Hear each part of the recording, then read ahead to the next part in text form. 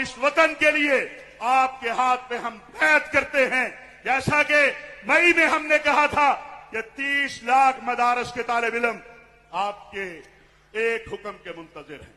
یہ ائمہ، یہ خطبہ، ہمیں اس سے پرواہ نہیں ہے، کیونکہ ہم اس پہ یقین رکھتے ہیں کہ فنا فی اللہ کی تہ میں بقا کا راز مضمر ہے، جسے مرنا نہیں آتا اسے جینا نہیں آتا۔ پاکستان کے خلاف مئی کے بعد تیزی کیوں آتی ہے؟ اس لیے تیزی آتی ہے کہ آپ نے وہ کر دیا جس سے دنیا پریشان ہے۔ یہ اللہ کی مدد سے اور اس قوم اور فوج کے اتحاد سے ہوا۔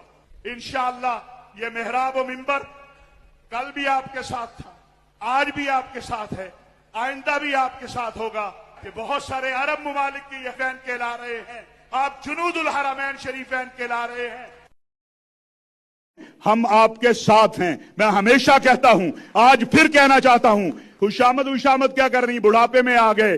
میں اس عمران خان کو جانتا ہوں، علماء میرے پاس ایک گواہی ہے آپ کے سامنے دینا چاہتا ہوں۔ 27 کی رات تھی، بیت اللہ کا جوار تھا، تہجد کا وقت تھا، میں اور حضرت پیر صاحب موجود تھے جب بیت اللہ کے جوار میں عمران خان نے اپنی تقریر اٹھا کے سائیڈ پہ رکھی، جو وزارت خارجہ نے لکھ کر دی تھی۔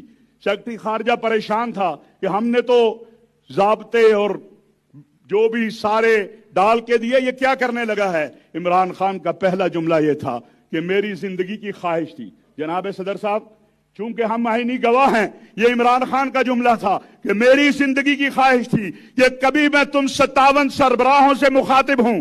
اسلامی دنیا کے 57 سربراہ بیٹھے تھے، کہا میری خواہش تھی میں کبھی تم سے مخاطب ہو جاؤں اور تم سے ایک گزارش کروں، ایک عرض کروں، ایک التجا کروں کہ آؤ آقا کی ناموس کے لیے عالمی سطح پر قانون سازی کروائیں۔ اقوام متحدہ کے اندر، OIC کے اندر، کیا وہ عمران خان کسی گستاخ رسول، کسی قادیانی نواز کا حامی ہو سکتا ہے؟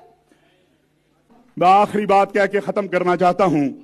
گالیاں دینا، تہمتیں لگانا، افواہیں پھیلانا، بد زبانی کرنا، یہ منافقوں اور ابو جہل کے ماننے والوں کا کام